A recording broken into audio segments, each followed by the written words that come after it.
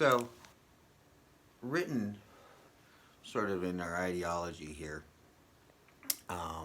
in Western culture is this idea.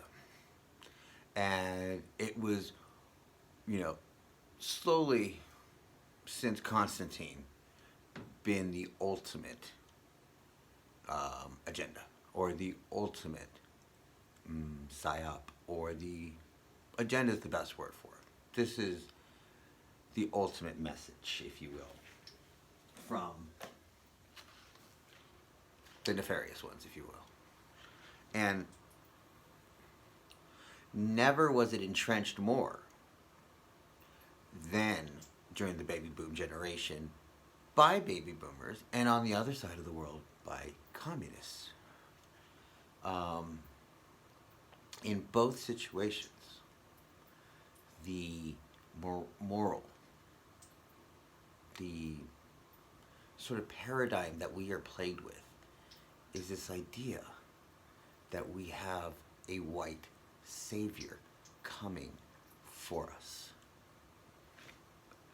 Whether that is Jesus or Donald Trump or 12 years ago when all of us were falling over our feet for the black messiah, Obama. Right? That first wave of Obama swept this country, I don't know if you remember, even faster and easier than Trump did, obviously. Just rolled right through. Okay?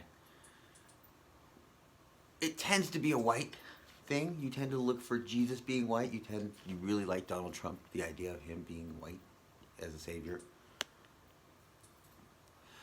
But the white part of the savior is just the culture end of it. The paradigm end of it is that you're waiting for a savior. Okay? And this is the greatest delusion, again, since Constantine. Ultimately, Constantine's single most interest in not only organizing the Christian church and unifying the Roman Empire, but ultimately it comes down to one simple thing. Word got out that God is within you, that God is acting within you, that God can be found in the depths of your silence and meditation, that you can step into alternate perceptions and find spiritual awakenings that you never knew were possible unless you went to the church. And so ultimately, what began with Constantine and peaked, at least in its psychological delusion, was that you needed a priest to get to God, to get to heaven, to get to knowledge. And so you have surrounded yourself with priests in your world. Your doctor is your priest of medicine, and you give him so much credit for being a doctor of a Rockefeller School of Pharmaceuticals. Okay? He's your priest. You feel like you can't get through life or through your sickness without your priest. You don't want that authority. You have accountants. You have lawyers. You get charged with something by an officer, and you run to a lawyer from the Bar Association, the Satanic Bar Association. Or you just plead guilty and just pay instead of standing up in front of human beings that run that courtroom and be a strong human being, right? You want an expert to take care of things. You want an expert in the federal government.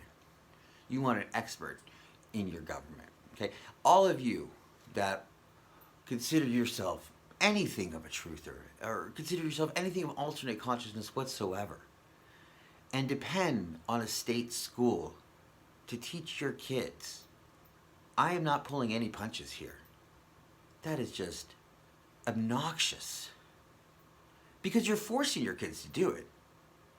So they have no choice but be put in this social experiment that is now our schooling system.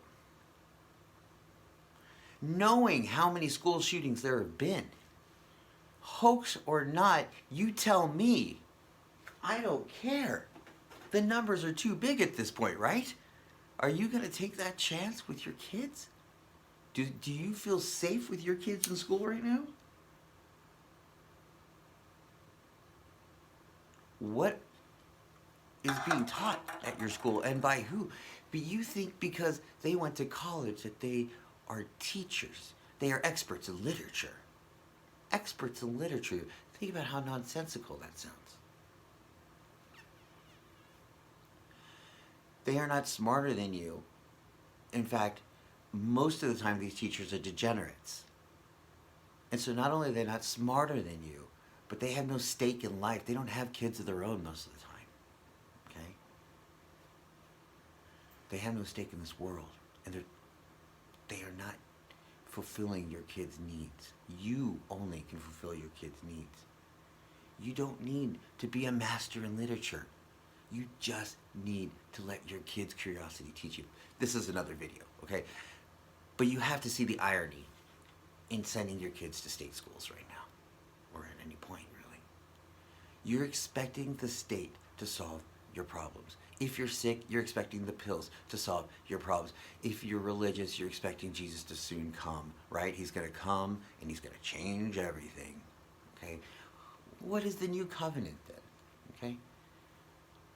The new covenant is that you do not need any priest, that you have the authority, that every individual has a relationship with God and can find the holy temple within the silence of their hearts. That if they can get quiet and put their consciousness within their heart and ask to speak with their Creator, to ask to speak with Jesus Christ, to ask to speak with any other avatar you want to think of, that you will get answers of benevolence, okay, that come from within you. Not weird voices of demonic whatever teaching you technology, but of a will that comes from a voice that could be your own, and you're confused to know if it is or not. Okay.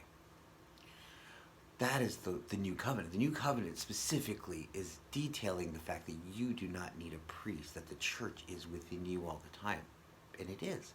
The battle, the spiritual battle, is within you all the time.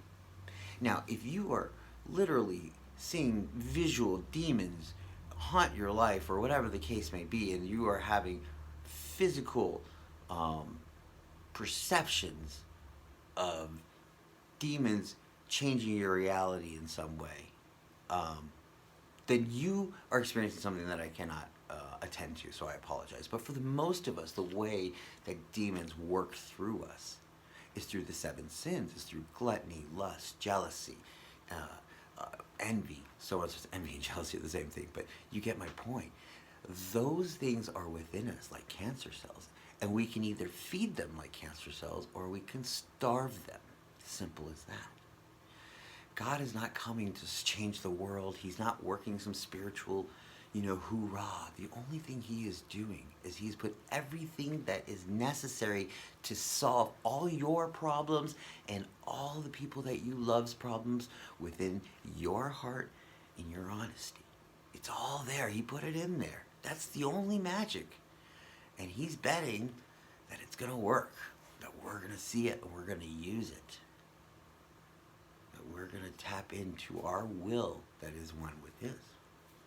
So whether it is in a government setting or a health setting or religious setting, what we're talking about here is that you must go solve these problems, that God is working through you to solve these problems. Okay? Donald Trump is not here to solve problems. He has an agenda. He is a billionaire born of billionaire culture, and it has nothing to do with your world. There is no one that is going to take that executive seat that is going to solve any problems for us. The only way we solve problems is by stop listening and start listening in here instead. Stop giving them. That's all it is. It's just a show to get your attention so that you don't turn within yourself and just start solving these problems. Because these problems, as you will find out, are just demons. And as you beat them, you will see that they vanish in this thin air as soon as you face them. As soon as you face your fears, they become small. And then you put them behind you, and each one that you put behind you, each demon that you go face head on in your community, in your soul, in your diet, at your workplace, each demon that you face and find understanding and let it change you instead of having fear and dominance over you. Each one that you put behind your back then becomes fire behind your back. And it's hard to be afraid of anything. You're afraid of yourself at that point because you're so fearless and you don't know what you dare to challenge at that point because there's so much fire behind you. So, stop waiting for the guy to come down on the horse. It ain't Donald Trump. Jesus Christ isn't coming to solve your problems. He already showed you the way.